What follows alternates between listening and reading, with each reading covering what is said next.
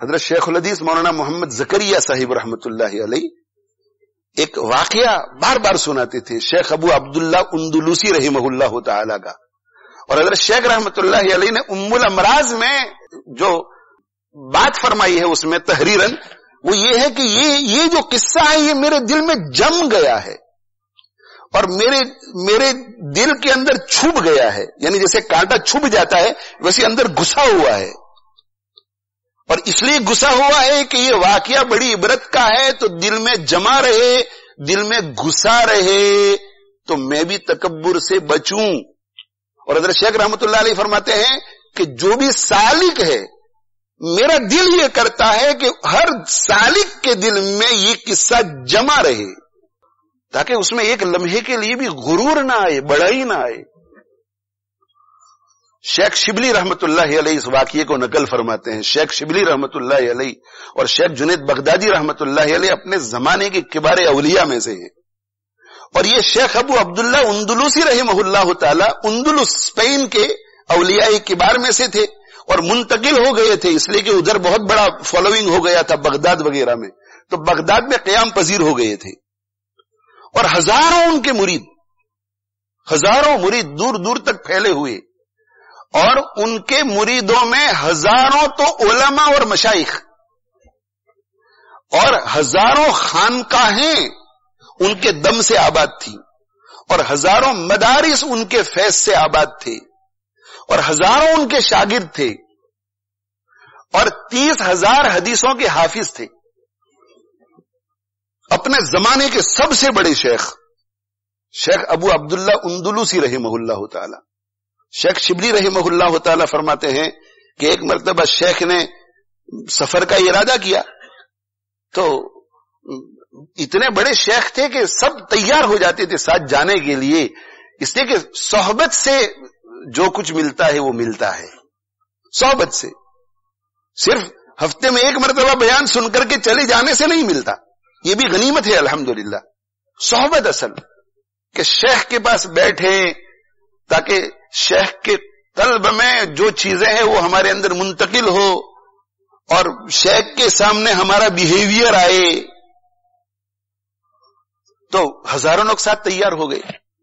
اب سفر بہت خیر و خوبی کے ساتھ چل رہا تھا کہ نماز کا وقت ہو گیا اور اتفاق سے ایک بستی آ گئی، وہ بستی نصارہ کی تھی،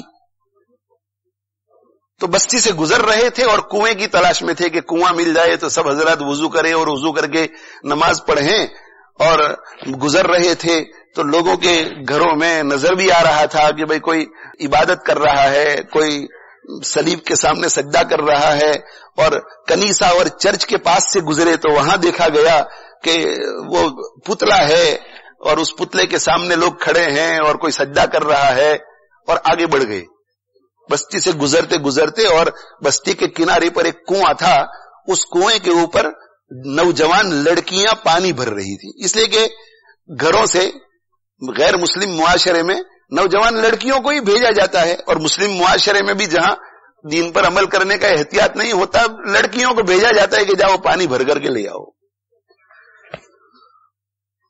مسلمانوں نے قافلے نے انتظار کیا کہ یہ لڑکیاں فارغ ہو جائیں، لڑکیاں فارغ ہو جائیں، اس کے بعد جو ہے ہم لوگ جو ہے وضو کریں گے اور وضو کر کے نماز پڑھیں گے۔ وضو کیا سب نے، وضو کرنے کے بعد نماز پڑھی، اور نماز پڑھنے کے بعد جب مریدوں نے دیکھا تو شیخ کی حالت بالکل متغیر ہو چکی تھی، اب ایسی متغیر ہو گئی تھی کہ نماز پڑھنے کے بعد بیٹھے ہوئے ہیں اپنی جگہ پر، نہ کچھ بول رہے ہیں نہ کچھ کہہ رہے ہیں، اور مریدین جو ہے وہ مشائخ کا بہت اعلیٰ درجے کا ادب کیا کرتے تھے۔ تو شیخ شبلی رحمت اللہ علیہ فرماتے ہیں کہ 3 دن تک شیخ بالکل خاموش بیٹھے رہے اپنی جگہ پر، صرف قضائے حاجت کے لیے جاتے تھے، نماز پڑھتے تھے جو ضروری کام ہوتا تھا، اس کے علاوہ باقی ایک لفظ بول نہیں رہے تھے، اور کھانا پینا بھی ترک کر دیا تھا۔ 3 دن جب گزر گئے تو شیخ شبلی فرماتے ہیں کہ میں نے ہمت کر کے پوچھا کہ حضرت آپ کے یہ ہزاروں مریدین جو آپ کے ساتھ ہیں بڑے پریشان ہیں، ان کو بڑی تکلیف ہو رہی ہے آپ کی حالت کو دیکھ کر، خیریت تو ہے؟ آپ ذرا بتلائیے کہ کیا ہوا۔ تو شیخ نے جواب میں یہ کہا کہ بھائی کب تک میں بات کو چھپاؤں گا، جب ہم لوگ یہاں پہنچے کنویں کے اوپر تو چند لڑکیاں جو ہے وہ پانی نکال رہی تھی، ان میں سے ایک خوبصورت لڑکی پر میری نظر پڑ گئی. دیکھو میرے بھائیوں، نظر کی خوب حفاظت کرو، نظر کی بھی حفاظت کرو، جھوٹ کی سے بھی اپنی زبان کی حفاظت کرو، غیبت سے بھی حفاظت کرو، ہر گناہ سے حفاظت کرو. اس لیے کہ کوئی ضروری نہیں ہے کہ پہلے جتنی مرتبہ آپ نے گناہ کیا اس وقت اس کا کوئی برا انجام آپ نے نہیں دیکھا تو آئندہ اس گناہ کو کریں گے تو آپ برا انجام نہیں دیکھیں گے. ایسا کوئی ضروری نہیں ہے. ہو سکتا ہے کہ پہلی مرتبہ اللہ نے فضل فرما دیا، دوسری مرتبہ بھی فضل فرما دیا، تیسری مرتبہ بھی فضل فرما دیا. اللہ کے یہاں دیر ہے اندھیر نہیں ہے، اور اللہ کی لاٹھی میں آواز نہیں ہے. اتنے بڑے شیخ اور اچانک نظر پڑ گئی تو شریعت یہ کہتی ہے کہ اول تو یہ کہ نظر نگاہیں نیچے رکھیں، دیکھیں نہیں، لیکن اگر اچانک پتہ نہیں تھا کہ یہاں کوئی لڑکی ہے اور نظر پڑ گئی تو فوراً ہٹا لو. لا تتبعی نظرتن نظرت، ایک مرتبہ نظر پڑ گئی فوراً ہٹا لو. تو اچانک نظر پڑ گئی شیخ کی، وہ تو کوئی گناہ کا کام نہیں تھا، لیکن اس کے بعد دیکھتے رہی گناہ کا کام تھا. تو کہا کہ وہ جو لڑکیاں یہاں پانی بھر رہی تھی ان میں ایک خوبصورت عورت پہ میری نظر پڑ گئی، اور نظر پڑنے کے بعد جم گئی. اب جم گئی تو اب میں تم لوگوں سے کیا چھپاؤں، اس کی محبت دل میں ایسی پیوست ہو گئی ہے کہ جسم کا عضو اس کی محبت میں بے قرار ہو گیا ہے. پورا جسم اس کی محبت میں لبریز، اور اب کھانے میں، پینے میں، سونے میں، کسی چیز میں دل نہیں لگتا. تو شیخ شبلی رحمت اللہ علیہ فرماتے ہیں کہ میں نے عرض کیا کہ حضرت آپ کیا فرما رہے ہیں، آپ کیا فرما رہے ہیں، آپ فرما کیا رہے ہیں؟ آپ کے ہزاروں مرید، ان کے لیے بہت بڑی ذلت کا سامان ہوگا کہ شیخ غلط رستے پہ پڑ گئے. آپ ہمت کیجئے. تو کہنے لگے کہ بس تمہارا ہمارا نصیب یہی ہے، اور تقدیر کے فیصلے ہو چکے ہیں، اب میں کچھ نہیں کر سکتا. اب جو میرا مقصد ہے وہ یہ لڑکی ہے، اس لیے اب تم یہاں سے چلے جاؤ مجھے چھوڑ کر. حضرت شیخ شبلی فرماتے ہیں کہ بہت ہم نے کوشش کی، بہت سمجھانے کی کوشش کی، لیکن شیخ جو ہے سب کچھ سمجھ رہے تھے کہ دین برحق ہے، میں غلط کر رہا ہوں، مگر اپنے کنٹرول میں نہیں تھے. وہ برائی ایسی مستولی ہو گئی اور نفس اور شیطان نے ایسا حملہ کیا کہ اس سے نکل نہیں پائے. یہ کہتے ہیں کہ ہم تو واپس آ گئے اور واپس بغداد چلے گئے، وہ سفر ملتوی کر کے. سفر تو شیخ کا تھا. جب واپس بغداد آئے اور بغداد آ کر کے جب اطلاع کی تو کوہرام مچ گیا، اور بہت سے مرید جن کو حضرت سے بہت قلبی تعلق تھا ان کی تو روحیں نکل گئی، اس صدمے سے نڈال ہو کر کے مر گئے. اور 1 سال تک رونا دھونا رہا اور حضرت کی ہدایت کے لیے دعا کرتے رہے، اور یہ دعا کرتے رہے کہ اللہ ہمارے حضرت کو دوبارہ اس مقام پر پہنچا دیجیے. اس لیے کہ شیخ سے ہمیں بہت کچھ ملا ہے، جو کچھ ہمیں ملا ہے شیخ کی برکت سے ملا ہے. اب ہم تو وہاں رہے اور شیخ کو نیچے گرا ہوا دیکھیں. بہت دعائیں کی. کہتے 1 سال گزرا.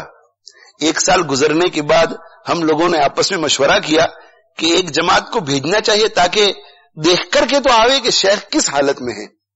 تو کہا کہ میں بھی اس میں تھا، اور ہم لوگ گئے اور بستی میں جا کر کے ہم نے پوچھا کہ گزشتہ سال ہم لوگ یہاں آئے تھے 1 سال پہلے، اور یہاں سے ہم لوگ گزر رہے تھے، اور ہمارے ساتھ ایک بڑے میاں تھے، ایک شیخ تھے، تو ان کو جو ہے ایک لڑکی سے یہاں محبت ہو گئی تھی اور وہیں پیچھے رک گئے تھے، ان کو ملنے کے لیے آئے. تو کہا کہ جن کو پوچھا انہوں نے یہ کہا کہ تم جنگل میں جاؤ، وہ وہاں سور چرا رہے ہیں.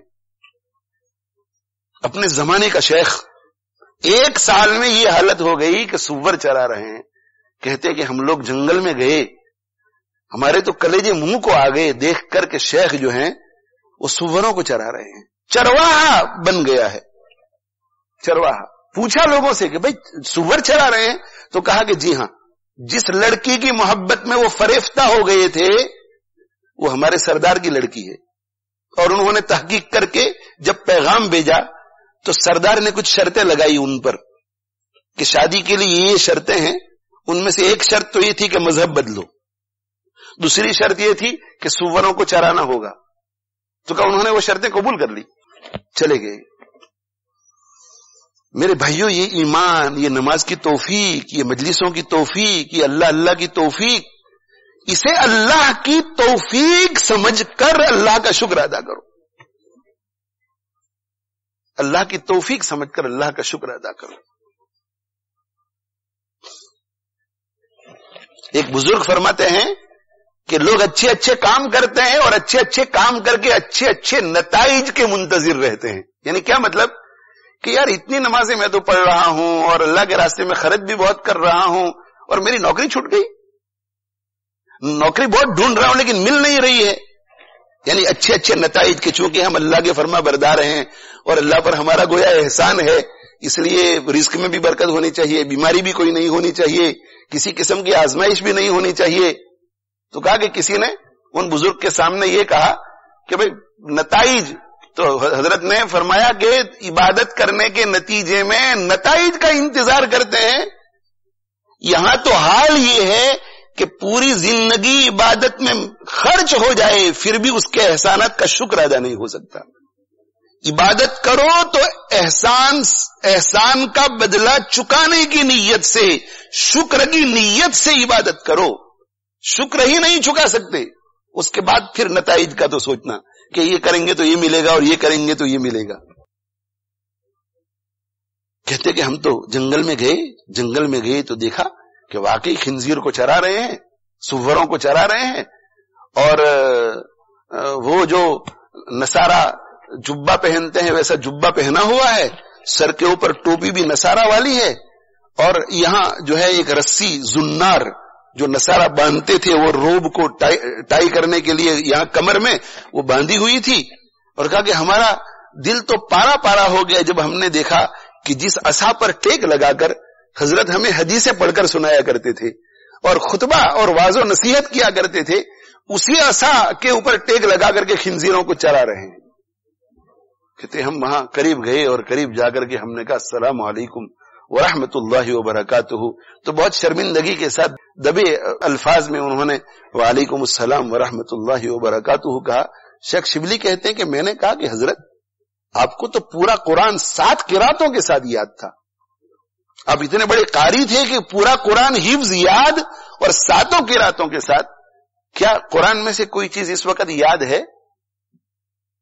तो आंखों से आंसू बहने लगे और कहने लगे कि पूरा कुरान भूल चुका हूं सिवाय 2 आयतों की, सिर्फ 2 आयतें याद है। वो कौन सी आयतें याद है? क्योंकि तो अल्लाह ताला शानुहु इरशाद फरमाते हैं वमन युहिनिल्लाहु फमा लहु मिन मुकरिम, जिसे अल्लाह ताला शानुहु रुसवा करने पर आए उसे कोई इज्जत नहीं दे सकता।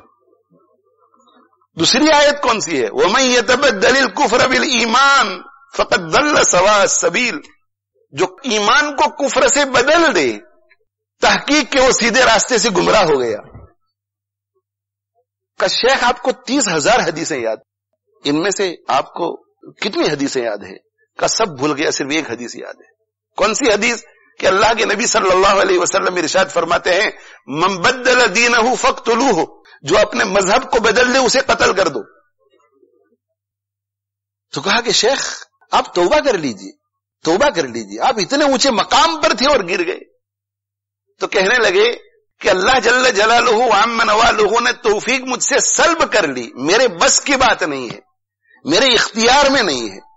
और फिर आसमान की तरफ देख करके रो कर कहने लगे कि अल्लाह तूने मुझे इतना करीब कर लिया था कि तुझसे मैंने कभी ये गुमान नहीं किया था कि तू मुझे इतना ऊंचे चढ़ा के इतना जलील करेगा और इतना गिरा देगा। और फिर शेख शिबली फरमाते हैं कि मेरी तरफ मुतवज्जे होकर के कहा कि तुम्हारा इल्म तुम्हें गुरूर में न डाले, जो कुछ होता है अल्लाह की तौफीक से होता है।